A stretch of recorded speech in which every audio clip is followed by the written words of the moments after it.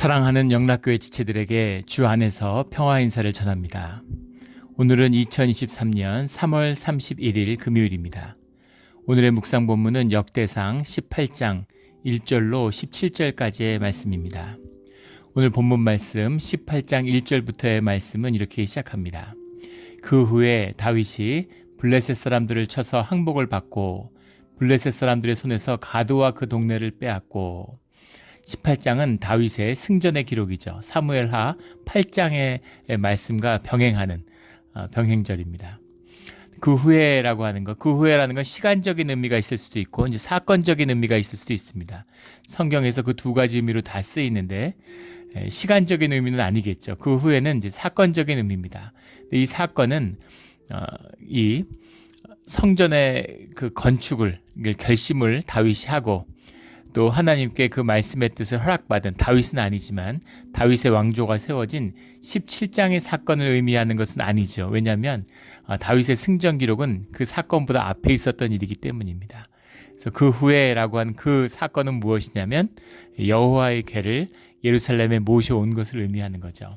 그것이 일생 가운데 다윗의 승전의 기록, 이 기록들의 원인이 되는 계속되는 승리의 역사의 이유가 되었다. 주님이 함께 하시고 주님이 싸우시니까 당연한 것이죠. 우리가 성경에서 또 다른 표현으로 형통의 길이 열렸다 이렇게 이야기하죠. 주님이 함께해서 모든 것 가운데 주님의 역사가 일어나는 겁니다. 생명의 역사가 일어나니까 이렇게 하면 이렇게 잘 되고 저렇게 하면 저렇게 잘 되는 거예요. 이 사업을 해도 잘 되고 저 사업을 해도 잘 되고 남들이 다 망한다는데 손을 대도 잘 되고 잘한다는데 손을 대면 또 더 잘 되고 뭘 해도 잘 되는 거예요. 나가도 복을 받고 들어와도 복을 받고 서도 복을 받고 누워도 복을 받는 이것이 이 기록입니다. 예전에 성도님들이 그런 고백, 한 가정이 그런 고백을 하는 것을 들은 기억이 나요. 그 집사님 가정이 이제 이민을 왔는데 많은 이민자들이 다 했던 경험이죠. 너무너무 어렵고 힘드셨다는 거예요. 정말 살 길이 막막한. 한국에서도 아무 꿈이 없어서 왔는데 여기 와도 참 힘들었다는 겁니다. 그래서 와서 할 게 없으니까 이제 여기 캘리포니아에서 농사 짓는데 가서 이제 그런 농사일이라도 좀 도와서 이제 하루 벌이라도 해야 되겠다 이러고 갔는데 그 스페니쉬를 못 한다고 그래서 다 멕시칸들이니까 스페니쉬로 다 이제 일을 하고 이제 일을 시키는데 스페니쉬를 못 한다고 일을 안 주더라는 거예요. 항상 손이 부족하잖아요, 농사일이라는 거는. 근데 스페니쉬를 못하면 일을 못한다. 근데 무슨 멕시코에 이민 온 것도 아니고 미국에 왔는데 영어를 못해서 안 된다 그러면 그래도 납득을 하겠는데 미국에 이민 왔는데 스페니쉬 못해가지고 그 일을 못한다 그러니까 너무 서럽고 도대체 뭘 할 수 있을까 이런 마음으로 집에 울면서 돌아오셨다 이런 고백을 들은 기억이 납니다. 근데 시간이 지나고 나니까 지금 와서는 너무너무 잘 사시는 거죠. 뭐 자녀들도 다 잘 되고 또 예전에 우리 그 LA 그 영락교회 장로님 한 분이 우리 교회 방문해서 그 브라질 이민에서부터 LA에 오기까지 LA 영락교회가 개척되는 과정을 정말 눈물을 흘리시면서 이렇게 식사를 하면서 말씀을 들었던 기억이 나요. 그러면서 그 정말 듣는데 저도 가슴이 뜨거워지고 눈물이 나더라고요. 정말 신기할 정도로 우리 그 LA 영락교회 개척했던 그 멤버들 중에 어렵거나 안 된 분이 한 분도 없다고, 다 잘 됐다고, 다 무슨 일을 하든 다 잘 되고, 처음에 와서 다 부둣가에서 일하고, 여자들은 봉제 공장에서 일하고, 남자들은 다 부둣가에서 하역하는 노동자 일을 했는데 믿을 수가 없다고, 다 어떻게 이렇게 잘 사는지, 다 좋은 집에 살고, 자녀들도 다 공부 잘하고, 다 명문대 가고, 다 잘 됐다는 거예요. 참 신기해. 주님이 아니면 어떻게 이런 일을 하시겠냐, 이런 고백을 들은 길이 납니다. 주님 잘 믿어서 주님이 물질적으로 축복하셨다. 그것이 주님이 주신 축복의 다는 아니지만 분명히 주님의 축복의 일부죠. 그리고 그 축복과 생명의 그 축복이 같이 따라다닌 겁니다. 당연한 것이죠. 당연한 것이죠. 당연히 누리는 것이죠. 그래서 그 모든 걸 누렸다. 그 축복을 다윗이 누리는 것입니다. 우리 축복, 그 LA에서 오신 그 장로님이 LA 영락교회는 절대 분열이 없다고, 절대 LA 영락교회는 갈등과 내부 분열이 없다고 그렇게 장담하셨는데 영락교회가 몇 년 전에 깨지고 지금 뭐 교단에서 탈퇴하고 총회하고 서로 재판하고 엉망진창이죠. 주님의 임재가 함께할 때, 주님이 동행할 때 그 모든 은혜가 함께하는 것입니다. 우리 주님이 함께하심으로 주님의 축복을 누리며 또 받는 우리 영락 공동체가 되기를 주의 이름으로 축원합니다. 다들 경험하셨을 거예요. 저희 이제 7년째가 돼서 처음으로 가정 신방은 했지만 사업장 신방을 처음 합니다. 지금 진행하고 있죠. 근데 제가 가서 그런 말씀을 드려요. 처음 왔을 때 교회 장로님이 사업에서 겪은 어려움들을 얘기하시더라고요. 제가 너무 당연한 거라고 말씀드렸습니다. 교회가 어렵고 교회가 분쟁을 겪고 교회가 그런 위기에 처해 있는데 내 사업만 잘 될 수 있겠냐고 장로님이. 그래서 사업이 어려워진 건 당연한 것이다 이렇게 말씀드렸어요. 이제 교회가 회복되고 교회가 화목하고 교회 가운데 주님의 은혜가 넘치면 그러면 하시는 사업 가운데도 가정 가운데 아이들 가운데도 좋은 일들이 많을 것이다 이렇게 말씀드렸습니다. 그냥 하는 말이 아니라 진실이에요. 그렇게 됩니다. 그 교회의 화목을 이뤄냈기 때문에 우리 영락교회 가운데 모든 사업장 가운데 분기수로 주신 사업 가운데 주님이 축복하실 거라고 제가 담대히 선포하는 것이죠. 그렇게 될 것입니다. 그런 은혜와 축복의 문이 열리는 2023년이 될 것을 믿고 또 주의 이름으로 축원합니다. 다윗이 승승장구하는 것이죠. 블레 사람들의 손에서 가드와 그 동네를 빼앗고, 가드면 가드지 그 동네를 빼앗고는 뭘까? 그 동네라는 말이 후 베나테야라는 말이에요. 후 베나테야. 정확한 뜻은 더 도럴스입니다. 딸들, 그 딸들을 빼앗았다. 그 딸들을 빼앗았다고 해서 오해하시면 안 되죠. 이게 이제 문학적인 고대 표현이에요. 그 주변에 있는 위성 도시들을 딸이라고 얘기하고 그 가장 그 중심 도시를 이제 어머니라고 표현합니다. 성경에도 나오는 표현이죠. 그러니까 우리 베이 지역으로 하면 샌프란시스코가 어머니를 빼앗았다. 이거 샌프란시스코를 빼앗았다는 얘기고 딸들을 취했다 이런 얘기는 이제 뭐 산호세 무슨 그 뭡니까 주변에 있는 도시들 그런 도시들을 이제 딸들이라고 얘기하는 거죠. 그런 것 팔로알토 이런 데 되겠죠. 무슨 그런 주변에 있는 도시들이 이제 뭐 오클랜드 이런 건 전부 딸들이 되는 거예요. 서울이 어머니 도시다. 그러면 뭐 안양, 의정부, 뭐 과천 이런 게 이제 딸들이 되는 거죠. 그래서 그 가드와 그 동네를 빼앗았다라는 건 가드의 5도시, 그러니까 가드가 중심이고 블레셋의 이제 5 성읍이죠. 아스돗, 아스글론, 뭐 에그론, 가사 이런 도시들 그런 도시들을 가드와 함께 그러니까 블레셋을 다 평정했다 이런 이야기입니다. 그 여호수아 이래 주님의 언약을 받았던 모세 이래 꾸었던 꿈이 이제 다윗에 와서 성취된 것이죠. 다윗 때에 비로소 가나안에 정복돼 주셨던 그 약속의 언약의 말씀이 지켜져요. 성취되는 것이죠. 2절에 또 모압을 치매 모압 사람이 다윗의 종이 되어 조공을 바치니라. 모압은 롯의 자손들이죠. 그 아라비아 북쪽에 사해 동남쪽에 위치한 그 모압을 쳐서 그들을 복속시켰다 이런 이야기가 나옵니다. 조공을 바쳤다고 하는 건 이제 특산품을 갖다 바치는 거죠. 산물을. 그래서 이 평야지대니까 주로 이제 뭐 양털이나 뭐 그런 것들을 갖다 바쳤겠죠. 3절에 소바왕 하닷 에셀이 유브라데 강가에서 자기 세력을 펴고자 하매 다윗이 그를 쳐서 하마까지 이르고 소바라고 하는 도시는 이제 아람 왕국의 소국이죠. 지금의 시리아 지역입니다. 시리아 지역. 이 이스라엘 북부부터 팔레스타인 북부 지역에서 유프라테스 강 사이에 끼어 있는 지금의 이제 시리아 이라크 지역이죠. 이라크 서북부 지역. 그 지역이 아람 지역인데 이것이 이제 뒤에 아수르에서 완전히 복속될 때까지 멸망될 때까지 한 번도 아람이 통일 왕국을 이룬 적이 없습니다. 그냥 아람 왕국이라고 부르지만 아람 사람들인 거죠. 거기에 여러 왕국의 연합체였는데 자기들끼리 이렇게 싸우고 이러는 거예요. 근데 그 가운데 이제 강국이었던 가장 강국이었던 소바의 왕국을 이제 점령했다 이런 얘기죠. 하닷이라는 게 이제 아람의 태양신이라는 것, 애굽은 태양신을 라라고 하는 것처럼 이제 아람 사람들은 하닷이라고 부르는 거죠. 하닷 에셀은 이제 우리 에벤 에셀하는 그 에셀입니다. 도우십니다. 그래서 태양신이 도와셨다 이런 이야기죠. 태양신은 자비하시다 뭐 이런 얘기입니다.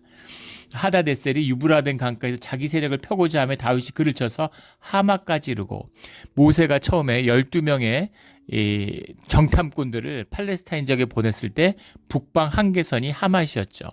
그래서 그 지역, 그 가나안 땅을 이제 선물로 받고 그것을 정탐했던 그 모든 지역을 완전히 수복했다라는 것을 볼 수 있습니다. 수복했다고 하긴 처음이니까 처음으로 점령을 완성하게 된 것이죠. 다윗 왕 때에 이르러서 비로소 주님의 약속이 성취된 것이죠. 이것만 봐도 약속을 주셨다고 해서 그 약속이 반드시 성취되는 게 아니라, 약속의 성취는 제가 하는 거. 주님이 약속하셨잖아요. 주님이 나가서 싸워주시겠다고 하는데 내가 안 싸워요. 그러면 뭐 주님이 나는 쉬라고 두고 주님이 나가서 싸워서 저한테 전리품을 주시나요? 그렇게 하지 않으신다는 거죠. 그게 무슨 의미가 있겠습니까? 아무 의미가 없죠. 우리의 삶이 성장하고 우리가 영생을 누리는 학교잖아요. 공부하라고 학교 보냈는데 그 부모가 시험을 대신 쳐줘요. 그게 무슨 의미가 있겠습니까? 우리 뭐 한 1, 2년 됐나요? 그 한국의 한 여고에서 쌍둥이 딸이 있는데 아버지가 무슨 주임 선생님인가 그랬죠. 아버지가 학교 시험지를 훔쳐다가, 세상 교육자인데 어떻게 그런 아버지가 있겠어요. 믿어지지 않는 충격적인 사건이었죠. 근데 한국이 뭔가 이게 교회가 쇠퇴하고 도덕적으로 굉장히 쇠락하고 있습니다. 믿어지지 않을 정도로 부패와 타락이 벌어지고 있죠. 점점 좋아질 것일 줄 알고 그렇게 기대하는데 그렇게 되지 않아요. 그런데 그 시험지를 받아서 시험을 쳤는데 딸들이 당연히 시험을 아버지가 시험지를 훔쳐다 주는데 시험을 잘 보겠죠. 그런데 실형을 선고받았습니다. 범죄로. 아버지는 감옥 갔고. 아무 의미 없는 것이죠. 학교를 가라는 건 고생하고 힘들게 해서 문제를 풀라는 거예요. 모든 세상의 섭리는 하나죠. 우리 예전에 한국에서 교회를 섬길 때 교회에 소위 이제 일타 강사, 잘 나가는 학원계 명 강사분이 계셨어요. 집사님이 수학 강사로 날리는 분이셨습니다. 그래서 그분을 이제 교회에서 한번 그 교회에 있는 그 중고등부 학생들을 모아다가 공부하는 법을 좀 가르쳐달라, 강의를 해달라. 근데 그걸 제가 들으면서 어떻게 모든 섭리는 이렇게 통할까 깜짝 놀랐습니다. 정말 신기하구나. 근데 그분이 뭐라고 얘기하시냐면, 그분이 수학 강사인데 학원의 명 강사인데, 공부를 너희가 진짜 잘하고 싶으면 학원을 다니지 말라고 얘기하시더라고요. 학원을 다녀서 망하는 거다 이렇게 얘기를 하세요. 학원 강사인데. 그래서 뭐라고 얘기하시냐면, 수학 공부를 잘한다는 건 뭘 얘기하는 거냐면, 한국 사회에서는 수능 시험에서 수학 점수를 잘 맞는다 이런 얘기를 하는 거죠. 수능 시험은 뭘 테스트하는 것이냐면 수리 능력을 테스트하는 거라는 거예요. 문제를 이해하는 능력을 보는 거나 문제를 풀 수 있는 그런 능력을 구하는 것이 아니라 수리 능력, 문제를 푸는 능력이 얼마나 어느 수준에 이르렀느냐 하는 걸 보는 거라는 거예요. 근데 문제를 아무리 깊이 이해해도 그렇다고 문제를 정해진 시간에 풀어서 좋은 점수를 받는 건 아니라는 겁니다. 왜냐하면 이해력이 아무리 뛰어나도 문제를 풀 때 실수하잖아요. 그래서 수리력을 푸는 가장 좋은 능력은 뭐냐면, 함양시키는 문제를 계속 푸는 거라는 거예요. 문제를 계속 어렵지만 힘들지만 계속 풀어야 된다는 겁니다. 매일 풀어야 된다는 거예요. 매일 그냥 쭉 문제를 풀면 푸나 마나, 그렇게는 공부 하나 마나라는 거죠. 시간을 정해놓고 정해진 시간 안에, 딱 정해진 시간 안에 문제를 풀어야 된다는, 우리가 새벽 기도하고 묵상하는 거하고 똑같습니다. 그래서 씨름을 하고 힘들게 그거를 씨름을 하고 계속 문제를 붙들고 있어야 수리력이 늘어난다는 거예요. 아무리 명강의를 듣고, 명강의를 들으면 이해한 것 같죠. 그런 것 같죠. 그런데 그걸로 되는 게 아니라는 겁니다. 그렇다고 실력이 는 것 같은 기분은 들지만 는 게 아니라는 거예요. 우리가 피트니스 하는 거, 그걸 계속 봐도 근육이 늘어난다 그러죠. 뇌의 신비죠. 운동하는 걸 지켜만 봐도 내 근육이 늘어난대요. 정말 신비한 우리의 몸입니다. 그런데 그렇게 아무리 봐도, 1000시간 만시간을 봐도 내가 1시간 직접 피트니스 운동을 직접 아령 들고 운동하는 것, 그거에 미치지 못하는 거죠. 직접 해야 된다는 겁니다. 몸에 부딪히고 몸이 힘들어야, 그래야 몸의 능력이, 운동의 능력이 늘어나는 거죠. 믿음도 마찬가지죠. 신앙을 말씀대로 살아야 그 어려움과 고통 속에 살아야 신앙의 능력이 생기는 거죠. 어려운 일을 믿음으로 이겨내야, 그래야 믿음이 내 능력이 되는 겁니다. 우리 삶을 삶으로, 우리 삶의 능력을, 신앙의 능력을 몸으로, 믿음을 우리 몸으로, 능력으로 살아가는, 누리는 우리 신앙의 자리가 되기를 주의 이름으로 축원합니다. 그래서 하마까지 그 세력을 펼쳤어요. 다윗의 완전한 승리입니다. 4절에 다윗이 그에게서 병거 1000대와 기병 7000명과 보병 20000명을 빼앗고 다윗이 그 병거 100대의 말들만 남기고 그 외의 병거의 말은 다발의 힘줄을, 말의 힘줄을 끊었더니, 발의 힘줄을 끊으면 이제 그 말들이 힘을 제대로 못 쓰고 최소한 달리지를 못하겠죠. 뛰지는 못하는 겁니다. 그러니까 이제 전쟁용으로 못 쓰게 하는 것이죠. 일반적으로는 뭐 쓸 수 있겠죠.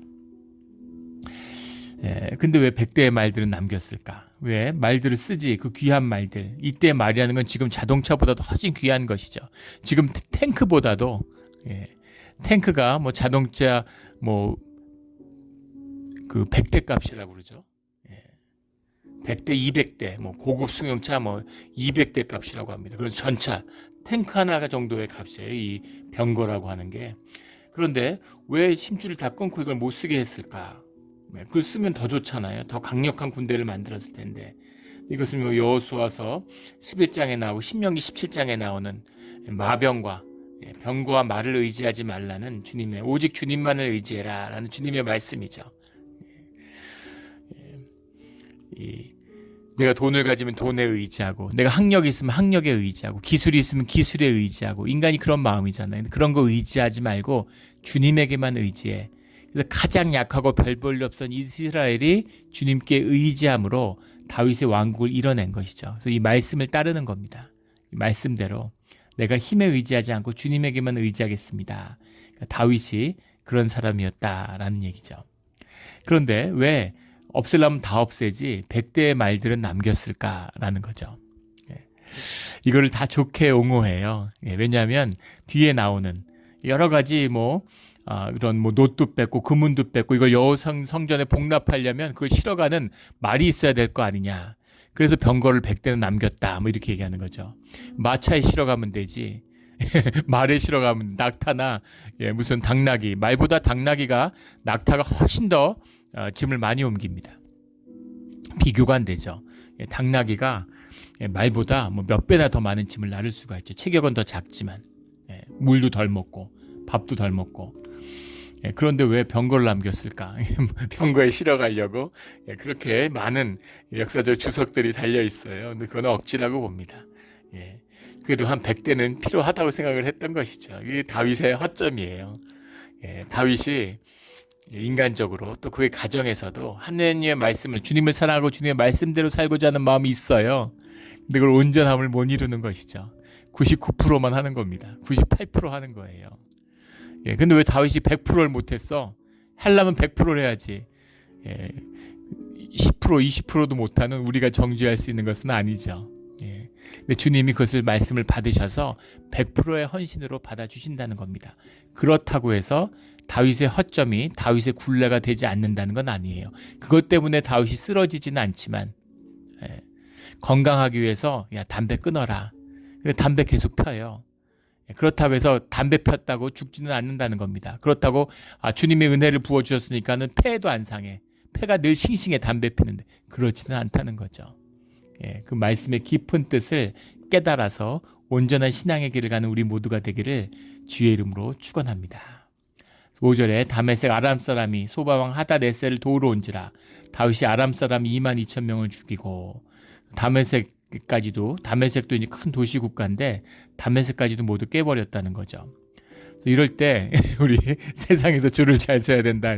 주님의 뜻과 함께하고 있는데 거기에 맞서는 자들이 있는 거죠. 이게 단순히 어리석거나 잘못 짚어서 그런 게 아니라 주님에게 누가 맞설 수 있겠어요. 사람이 본질적으로 압니다. 주님의 임재가 있으면 그것을 느낄 수밖에 없어요. 영이기 때문에. 그런데 그것에 맞서려는 자들이 있다는 것이죠. 예수님이 오셨어요. 예수님의 신성을 느껴요. 그런데 돌로 치고 음모에 빠뜨려서 죽이려는 자들이 있다는 거죠. 근데 그들이 종교인들이라는 겁니다. 이것이 늘 비극이죠.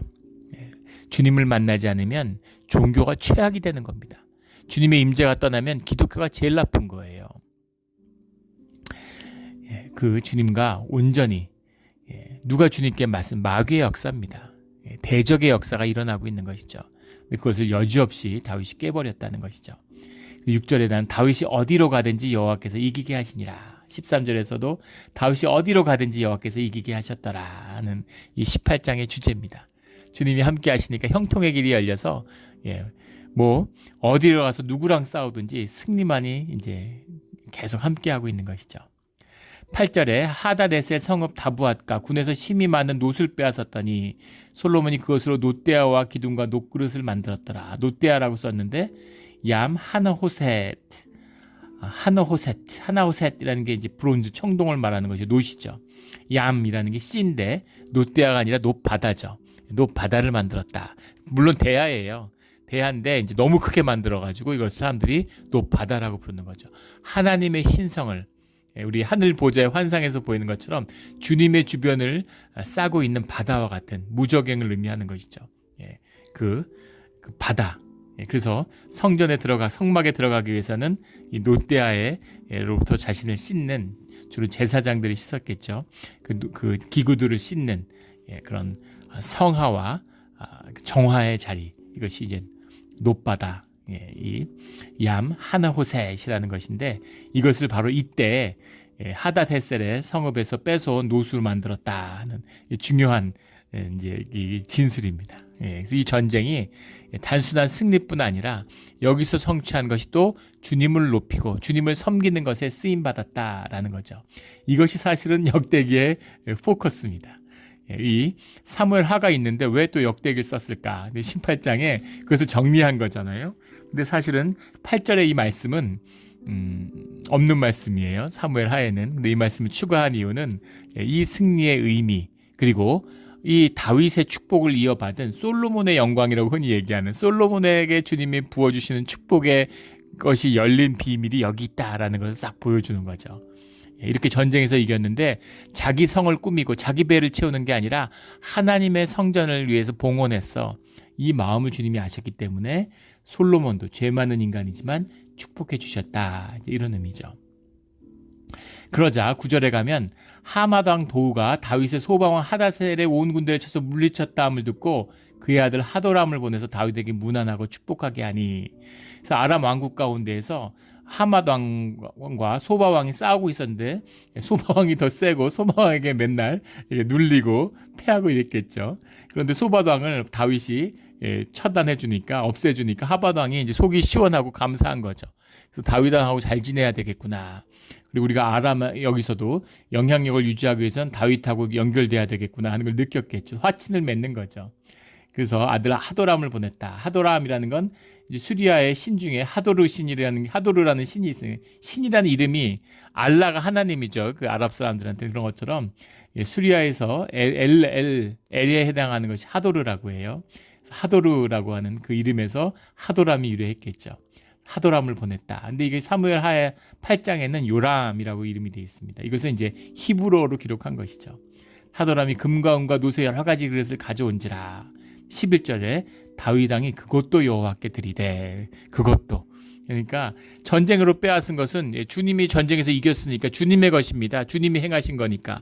근데 화친을 맺고자 온 선물도 다 주님께, 귀한 건 다 주님께 드렸다라는 거죠. 다윗이 이런 사람이다라는 게 들어있습니다.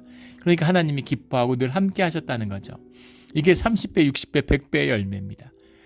주님의 나의 나됨, 주님의 용납받은 나의 나됨으로 살면 삶의 기쁨과 능력이 넘쳐나게 돼 있는 거예요. 그 처칠이 이제 그 신앙인이죠. 그런데 우리가 생각하는 그런 신앙인은 아닙니다. 처칠을 보면 다윗이 생각나요. 믿음의 사람이고 기도하는 사람이었는데 삶이 우리가 생각하는 그런 건전하고 경건한 그런 삶은 아니죠. 평생 술 담배를 했다고 해요. 또 우리 한국 개신교에서 느끼는 술 담배와 유럽 사람들이 느끼는 술 담배는 좀 다릅니다. 우리 그 독일에서 교회에서 목사님으로 안수를 받았는데 루터교에서 끝난 다음에 맥주 파티를 한국에서 꿈도 못 꿀 일이죠. 상상도 할 수 없는 일입니다. 근데 맥주를 전부 다 독일 목사들인데 전부 맥주를 들고 맥주 파티를 하더라고요. 예, 그러니까 그 맥주를 대하는 게 완전히 다른 것이죠.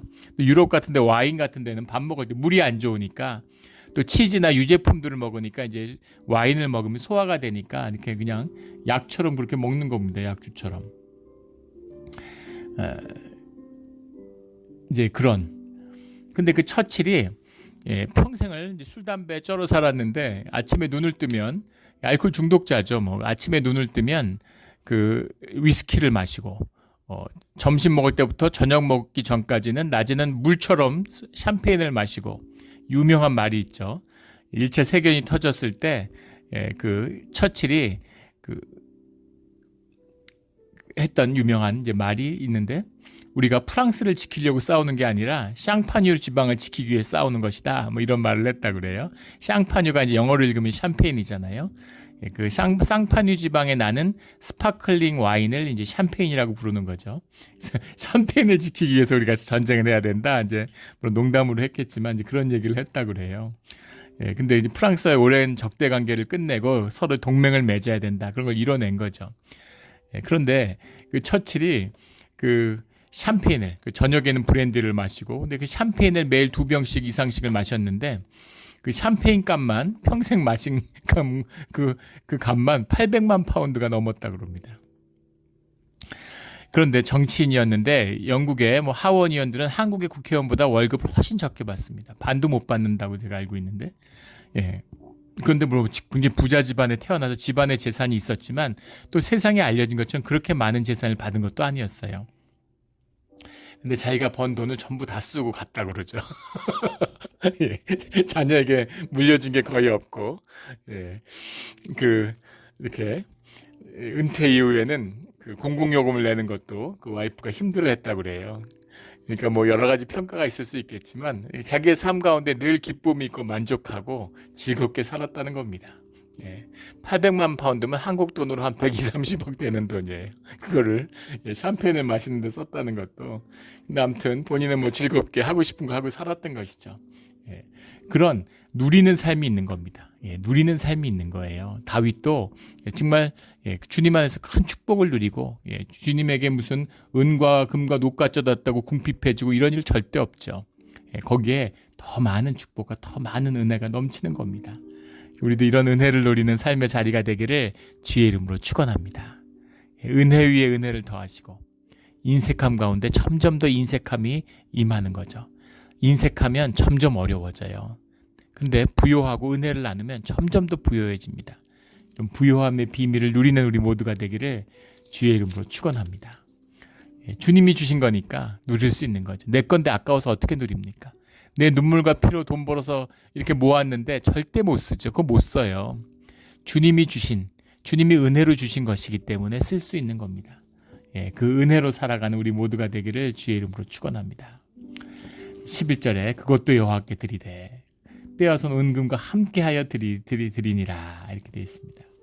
12절에 수리아의 아들 아비새가 소금 골짜기에서 에돔 사람 88,000명을 쳐 죽인지라. 이거 한 줄로 짧게 쓰고 있는데 이 에돔과의 전쟁에서 에돔을 완전히 제압한 거. 역사적으로 에돔은 에서의 후손이잖아요.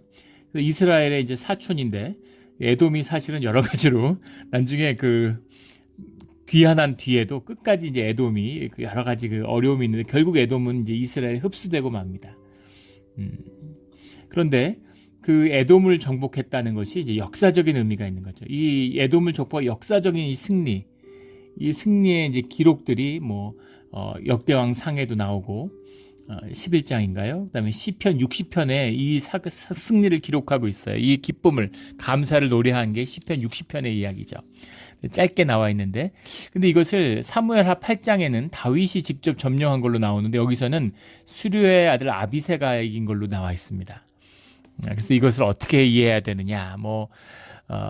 다윗이 그 블레셋을 정복하고 있었기 때문에 지금 에돔은 동남쪽이죠. 동남쪽 방향이고, 그러니까 지리적으로 하면 지금 아람과 블레셋은 남쪽이고, 아람은 북쪽이고, 그리고 에돔은 동쪽이기 때문에 블레셋하고 전쟁하다가 쳐들어왔기 때문에 그럴 것이다. 근데 그것은 사무엘 하의 말씀과 맞지 않습니다.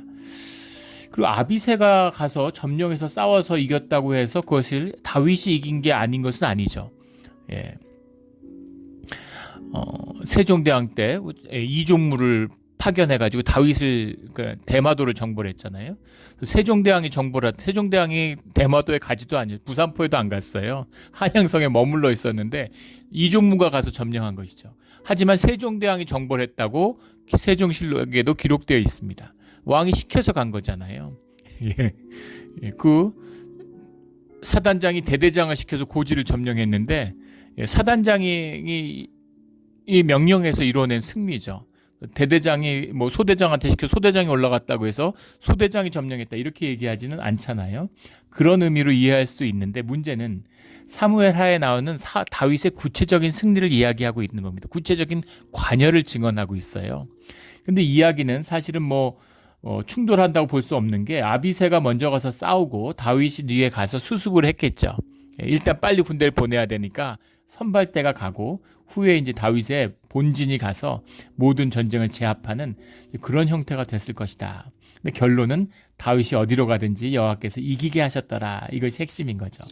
그리고 14절부터 다윗이 온 이스라엘을 다스려 모든 백성에게 정의와 공의를 행할세.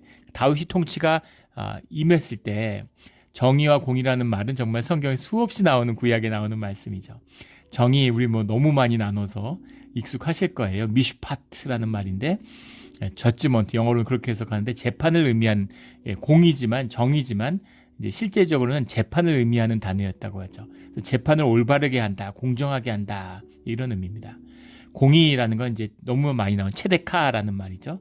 근데 체데카라고 하는 건 영어로는 righteousness 이렇게 해석하는데 율법을 주님의 주시는 규례를 준수하는 것 이것을 일반적으로 이제 체데카라고 의미했다고 합니다. 근데 우리가 정의와 공의 주님이 굉장히 사랑과 긍휼과 짝을 이루는 중요한 말씀이죠. 그것을 행했다. 이 말씀은 뭐냐면 어떻게 다윗이 정의와 공의를 행합니까? 정의와 공의를 다윗이 행하고 싶다고 해서 행해지는 게 아니죠. 백성이 정의와 공의로 받을 수 있어야 그 시대의 정의와 공의가 이루어지는 겁니다. 그것은 주님 안에서 함께할 때만 이루어지는 거예요. 세상에 아무리 나쁜 통치자들도 러시아의 푸틴도 우크라이나 전쟁의 피해자가 러시아라고 얘기하잖아요. 그래서 자기들이 어떤 피해를 입었는지 왜 그렇게 전쟁이라고 얘기 안 하죠. 특수작전을 할 수밖에 없었는지에 대해서 막 이야기합니다. 또 자기 입장에서는 뭔가 다 이유가 있는 것이죠. 그 역대 대통령이 다 공의를 행한 것처럼 얘기하잖아요. 그런데 국민이 느끼는 것은 완전히 다르죠. 그런 거죠. 그런 것처럼 공의와 정의가 행해졌다. 레기님 다윗이 선의를 갖고 좋은 일을 하려고 했다라는 의미가 아니라 하나님이 다윗의 통치 가운데 함께 하셨다라는 얘기입니다. 그래야 공의가 이루어져요. 우리가 공의와 정의가 회복되는 대한민국 또 미국 또 전 세계가 되기를 주의 이름으로 축원합니다. 주님이 하셨다 이 의미죠. 15절에 수일의 아들 요압은 군대 사령관이 되고 아일롯의 아세 여호사밧은 행정장관이 되고 16절에 아히두베 아들 사독과 아비알의 아들 아비멜렉은 제사장이 되고 아비멜렉이라고 되어 있는데 역대상 24장이나 사무엘하 8장에 보면 아히멜렉이 맞죠. 아히멜렉이 제사장이 되고 사워사는 서기관이 되고 이 재밌는 표현인데 사워사가 도대체 뭘까? 역대왕 상에 보면 사사인가 이렇게 돼 있고 사무엘하에는 이제 스라야라고 돼 있죠. 20장에 가면 스와라고 나왔는데 사워사가 과연 사람의 이름일까? 사워사가 뭘까 하는 것이 약간 미스테리입니다. 내가 알 수가 없어요. 근거가. 사람의 이름이라고 부르기는 어렵지 않을까? 너무 특이하기 때문에 사워사라는 표현이 이게 히브리어인가? 이게 이상한 표현입니다. 그런데 이제 여러 가지 이름이 있는 건 자연스럽다고 우리 여러 번 나누었죠. 우리 김기덕 집사님, 우리 아들 영일 형제. 우리 영일 형제가 이제 김영일이라는 이름이 있지만 다 교회에 왔는데 다 차돌이라고 부르죠. 처음에는 또 부를 때 차돌이라고 부르는 사람들도 많아갖고 저는 차돌인 줄 알았어요. 차돌. 근데 이제 차돌인데 차돌이 뭐 이렇게 다 부르는데 오히려 영일이라고 부르는 사람은 거의 이제 못 봤습니다. 근데 우리가 공식적으로 쓸 때는 또 김영일이라고 쓰잖아요. 그런 것 같이 여러 이름이 이제 있는 거죠. 부르는 이름마다. 그렇게 이해하시면 되겠습니다.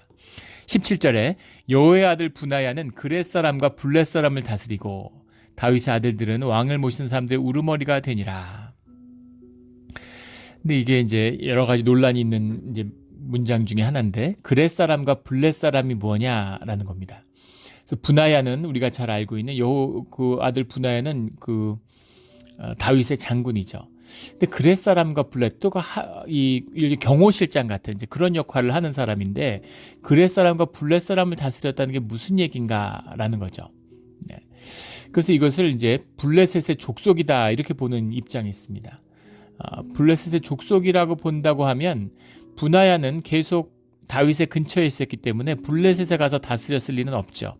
그래서 분하야가 이끄는 부대, 다윗의 경호부대가 블레셋의 사람 그렛과 블렛 족속으로 이루어진 게 아니냐라는 해석이 있습니다.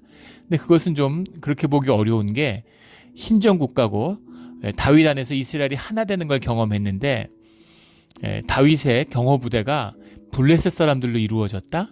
그거는 상상하기 어렵죠. 그런 일들이 흔히 있었습니다. 지금도 그렇죠. 지금도 사우디나 뭐 이런 데 가면은, 뭐 UAE 이런 데 가면 그 경호부대 이런 것을 용병들을 쓰는 거예요. 외국인 부대를 씁니다. 자기네 부대를 믿지 못해요.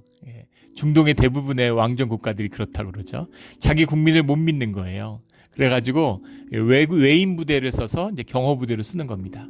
근데 이스라엘에서 이렇게 뭐 이방인들을 데려다가 다윗의 궁전에 머무는 군대로 썼다? 이거는 말이 안 되죠. 그래서 이것은 말이 안 되는데, 근데 이걸 문맥적으로 봤을 때 그렛이라는 말이 하케레티라는 말입니다. 케레티라는 말, 바로 더 케레티죠. 하케레티인데, 케레티라는 말이 카라스라는 말에서 왔어요. 원형이 카라스인데, 카라스라는 말이 이제 뭐 자르다라는 말도 되고 컷 오프도 되고 킬도 됩니다. 죽인다는 말이 돼요. 그래서 그렛이라는 말이 특수부대, 특별하게 이렇게 싸우는 어떤 전사들의 부대를 의미하는 게 아닌가. 특수부대. 한국으로 하면 뭐 특전사 중에 707여단 이런 게 이제 청와대 경호실에 배속돼 있잖아요. 그런 것처럼 그래서 최정예 용사들이 거기 있죠. 가장 그런 의미가 아니겠는가. 블렛 사람, 한국에서도 무술을 제일 잘하는 사람들이 이제 경호실 요원들이라고 그러죠. 이제 그런 것처럼 블렛은 뭘까? 펠레티라는 말인데, 배하 펠레티라고 해요. 배라는 게 and, 하가 더니까 펠레티라는 것이 이제 펠레스라는 말에서 왔습니다. 펠레스라는 말의 이제 원뜻은 뭐냐면 to Israelites 이런 말이에요. 두 이스라엘 사람들 이런 말인데, 이건 무슨 말이냐면 두 사람이 뛴다는 얘기입니다. 경주하다라는 얘기예요. 뛰어다닌다. 이런 말이라서 블렛이라고 하는 그 이름은 어떤 통신병들, 연락병들, 왕명을 전하고, 왕 근처에는 그런 부대가 있어요. 군대들한테 또 지방에 있는 이제 지방관들에게 그 보고를 받고 보고를 하고 계속 이 통신 체계가 돌아가야 되잖아요. 지금도 마찬가지죠. 지금 뭐 백악관도 마찬가지고, 한국의 뭐 대통령실도 그렇고, 청와대에서 대통령실로 옮기는데 가장 큰 난관이 통신부대였다고 그러죠. 수백 명의 통신부대가 청와대 안에 주둔하고 있는데 그 시설을 옮기는 게 가장 큰 일이었다고 해요. 갑자기 뭐 전시 상황이 되고 응급 상황이 되면 대통령에게 그 책임을 위임받고 있잖아요. 그러니까 빨리 명령을 해줘야 되고, 명령이 하달되고 명령을 또 받고 상황이 파악돼야 되니까 그 상황실 같은 걸 유지하고 있는 거죠. 그리고 대통령이 위험해지면 안 되잖아요. 지휘관. 그걸 보호하는 게 전쟁에서 중요한 것처럼 왕을 지키는, 이건 뭐 동서고금을 막론하고 항상 같은 것이죠. 왕을 지키는 특수부대, 그렛들과 그 다음에 통신부대, 블렛을 데리고 있는 거죠. 블레스와 펠레스와 카라스를 데리고 있는 거죠. 그렇게 이해하는 것이 맞을 것 같습니다. 그래서 그것을 분하야가, 경호실장 같은 거니까 그 장군이 그것을 다윗 옆에서 지휘했다, 이런 게 맞겠죠. 다윗의 아들들은 왕을 모시는 사람들의 우두머리가 되니라. 그래서 14절부터 17절까지 얘기는 뭐겠어요? 다윗이 하나님이 함께함으로 나가는 곳마다 승리했는데 다윗이 복을 받았을 뿐만 아니라 다윗과 함께하고 다윗과 함께 싸운 사람들도 다 복을 받았다, 이 말씀인 거죠. 주님의 뜻의 자리에, 주님이 인도하시는 자리에 서 있는 사람들은 모두 복을 받습니다. 부모가 열심히 기도하면 자녀가 축복을 누려요. 한 영으로 하나이기 때문입니다. 다 같은 축복을 누리는 거죠. 어떤 교회도 그 교회가 아무리 불타올라도 그 교회의 회 중에 한 10분의 1 정도가 새벽 기도를 합니다. 그걸 거의 맥시멈이라고 보죠. 그런데 보통 한 3%, 한 10%가 기도한다 그러면 대단한 겁니다. 그런데 그분들이 기도하는 숫자가 중요한 것이 아니라 화목을 이루고 영적으로 하나가 되어 있으면 몇 명이 기도하든 그 기도가 모든 공동체가 복을 누리는 그런 기도가 된다는 것이죠. 주님이 함께 하시기 때문입니다.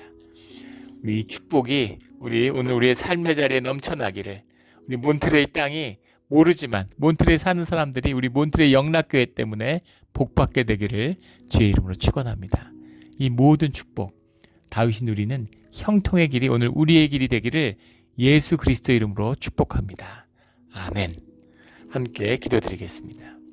하나님 아버지 감사합니다. 오늘 말씀을 들으니까 얼마나 감사하고 가슴이 뛰는지 모르겠습니다. 다윗이 하나님과의 관계를 회복하고 예배가 세워진 다음에 이스라엘의 화목을 이룬 다음에 주님이 함께 하시는 그 능력과 축복을 말씀해 주시니 감사합니다. 이 다윗의 영광이, 다윗의 축복이 오늘 우리의 것이 되기를 소원합니다. 주님, 언제까지 영원히 함께하여 주시옵소서. 감사하며 예수 그리스도 이름으로 기도드렸습니다. 아멘.